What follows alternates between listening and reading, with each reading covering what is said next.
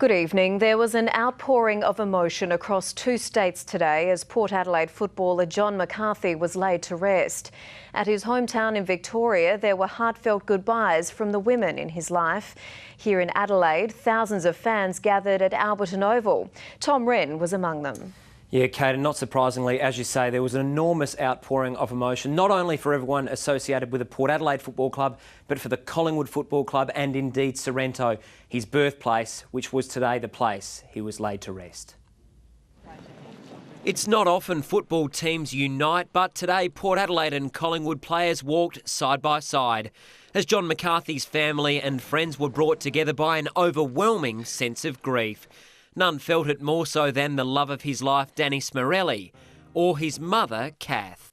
Shane and I went to nearly every one of John's games as he hadn't been able to come home for a long time.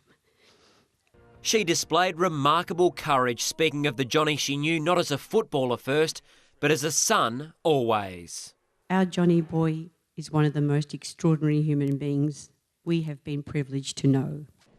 All of McCarthy's teammates from Collingwood and Port Adelaide attended, including those who were with the 22-year-old on the fateful trip to Las Vegas. But today was about recalling the good times, and there were plenty of them. As a family, we have no regrets, for we could not have loved him more. There were no handshakes in our family, only hugs, kisses and love. After the service, mourners spilled onto the main street to form a guard of honour.